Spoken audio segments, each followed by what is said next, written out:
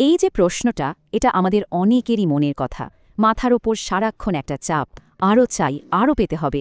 এই আকাঙ্ক্ষাটা আমাদের ভেতরটাকে কেমন যেন অস্থির করে রাখে। আসলে এই অনুভূতিটা একটা ফাঁদের মতো। এটা আমাদের শুধু ক্লান্তই করে, কিন্তু সত্যিকারের লক্ষ্যে পৌঁছাতে দেয় না। কি দারুণ একটা উপমা, তাই না? ব্যাপারটা একদম নিজের ছায়াকে তাড়া করার মতো। আমরা যত জোরে এর পেছনে ছুটি, ছায়াটাও ঠিক ততটাই দ্রুত আমাদের কাছ থেকে পালিয়ে যায়। সাফল্য আর জীবিকার পেছনে আমাদের এই দৌড়টাও কিন্তু ঠিক এমনই।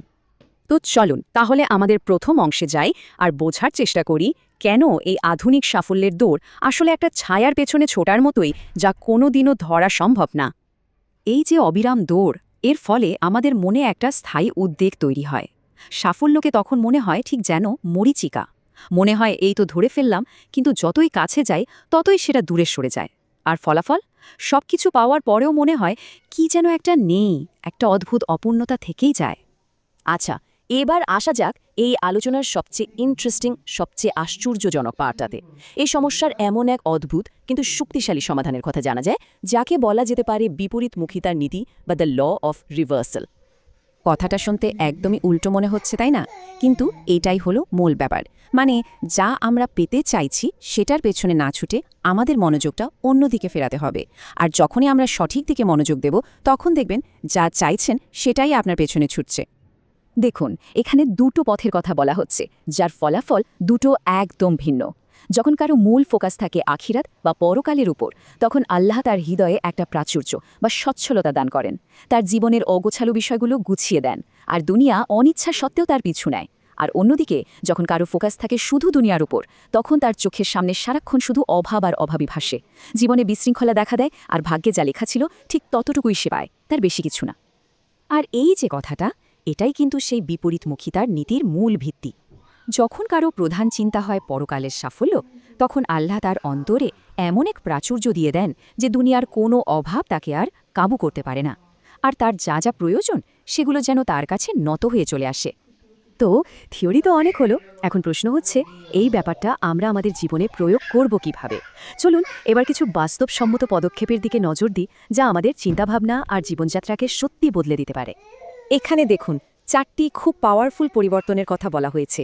এই 4টি অভ্যাস আমাদের দৃষ্টিভঙ্গি আর কাজের ধরনকে পুরোপুরি বদলে দেওয়ার ক্ষমতা রাখে। প্রথমটা হলো সালাদকে অগ্রাধিকার দেওয়া। দ্বিতীয়টা, শুধু চেষ্টার উপর নির্ভর না করে ভরসাকে গুরুত্ব দেওয়া। তৃতীয়টা, গোপনে আল্লাভীতি বা তাকওয়া গড়ে তোলা। আর চতুর্থটা হলো কিছু পাওয়ার জন্য আগে দান করা। চলুন প্রত্যেকটা নিয়ে একটু বিস্তারিত কথা বলা যাক। প্রথম পরিবর্তন, সালাদকে জীবনের কেন্দ্রবিন্দুতে নিয়ে আসা। ধরুন একটা জরুরি মিটিং আছে, আবার সালাতেরও সময় হলো। আমরা কোনটাকে বেশি গুরুত্ব দিচ্ছি? যখন আমরা কোনো কাজের অজুহাতে সালাত দেরি করি, তখন আমরা আসলে ভুলে যাই যে আমাদের জীবিকার আসল উৎস কে। যখন সালাত আমাদের প্রথম প্রায়োরিটি হয়, তখন আমরা মেনে নিই যে আমাদের রিজিকের মালিক আমাদের বস নন, বরং আল্লাহ। আর এই মানসিকতার পরিবর্তনটাই জীবনে প্রাচুর্যের দরজা খুলে দেয়। দ্বিতীয় পরিবর্তনটা হলো মানসিকতার। একদিকে আছে এই মডার্ন হাসাল কালচার, যা আমাদের শেখায় দিন রাত খাটতে হবে, নিজের ওপরই 100% নির্ভর করতে হবে। আর অন্যদিকে আছে তাওয়াক্কুল বা ভরসার ধারণা। এর মানে হলো নিজের সেরা চেষ্টাটা করতে হবে, মানে নিজের উটকে ভালো করে বাঁধতে হবে। কিন্তু এরপর ফলাফলের দুশ্চিন্তাটা আল্লাহর ওপর ছেড়ে দিতে হবে। মানে প্রেজেন্টেশনের জন্য সর্বোচ্চ প্রস্তুতি নেবেন, কিন্তু ফলাফল কী হবে সেই চিন্তাটা আর মাথায় রাখবেন না। এতে মনের ওপর থেকে অহেতুক চাপটা একদম সরে যায়। তাওয়াক্কুলের বিষয়টা বোঝার জন্য এর চেয়ে সুন্দর উপমা আর হয় না। পাখিরা কিন্তু সকালে খালি পেটে বাসা থেকে বের হয়। ওরা জানে না খাবারটা কোথায় আছে। ওরা শুধু নিজের সাধ্যমতো চেষ্টা করে, মানে উড়াল দেয় আর আল্লাহর ওপর ভরসা রাখে। আর দিন শেষে ঠিকই ভরা পেটে বাসায় ফেরে। আল্লাহর ওপর এমন খাঁটি ভরসা রাখতে পারলে তিনিই আমাদের জীবিকার এমন ব্যবস্থা করে দেন যা আমরা ভাবতেও পারি না। আচ্ছা, এবার চলুন শেষ দুটো পরিবর্তনের দিকে যাওয়া যাক। এই দুটো আমাদের ভেতরের চরিত্র আর সম্পদের সাথে আমাদের যে সম্পর্ক, সেটাকে নিয়ে। তৃতীয় পরিবর্তনের ভিত্তি হলো এই আয়াতটি। এটা তাকওয়া বা আল্লাহ ভীতির গুরুত্বটা তুলে ধরে। তাকওয়া মানে শুধু ভয় নয়, বরং আল্লাহকে সবসময় মনে রাখা। শুধু প্রকাশ্যে নয়, যখন কেউ দেখছে না তখনও সঠিক পথে থাকা, আর তার অপছন্দের কাজ থেকে নিজেকে বাঁচিয়ে চলা। এটাই কিন্তু তাকওয়ার আসল পরীক্ষা আর সৌন্দর্য। যখন আমাদের গোপন জীবনটা, যেটা আল্লাহ ছাড়া আর কেউ দেখছে না, সেটা আমাদের প্রকাশ্য জীবনের থেকেও বেশি সুন্দর আর খাঁটি হয়, তখন আল্লাহ এমন সব জায়গা থেকে সাহায্য আর রিজিকের ব্যবস্থা করে দেন যা আমরা কল্পনাও করতে পারি না। সততা আর আন্তরিকতাই তখন হয়ে ওঠে প্রাচুর্যের আসল চাবিকাঠি। এবার আসি চতুর্থ আর শেষ পরিবর্তনে, আর সেটা হলো দান করা। এটাকে খরচ ভাবলে ভুল হবে, বরং এটাকে দেখা উচিত একটা নিশ্চিত লাভজনক বিনিয়োগ হিসেবে। এটার সরাসরি সৃষ্টিকর্তার সাথে একটা লেনদেন, যেখানে লোকসানের কোনো সম্ভাবনাই নেই, বরং প্রতিদান বহুগুণে বেড়ে ফিরে আসে। খুব সহজ কথা, কিন্তু এর গভীরতা অনেক। এটাই চতুর্থ পরিবর্তনের মূল কথা।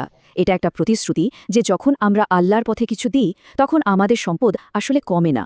হয়তো আপাতদৃষ্টিতে ব্যাংক ব্যালেন্স কমে, কিন্তু তা অন্য কোনো উপায়ে, যেমন বরকতের মাধ্যমে বা কোনো অপ্রত্যাশিত সুযোগের আকারে বহু গুণে বেড়ে যায়। তো এত সব আলোচনার পর আমরা তাহলে মূল কোন জায়গায় পৌঁছালাম? চলুন ফাইনাল টেকওয়েটা কি সেটা আরেকবার দেখে নিই। পুরো আলোচনার সারমর্ম কিন্তু এটাই, জীবিকার সেই ছায়াটার মতো নয় যেটাকে তাড়া করে ধরতে হবে, বরং জীবিকা নিজেই তাদের খুঁজে নেয় যারা নিজেদের জীবনের উদ্দেশ্যকে আল্লাহর সন্তুষ্টির সাথে জুড়ে দেয়। যখন আমাদের জীবনের ফোকাসটা ঠিক হয়ে যায়, তখন দুনিয়া আমাদের প্রয়োজন মেটানোর জন্য নিজেই ছুটে আসে। এই প্রশ্নটা আপনাদের ভাবনার জন্য থাকলো।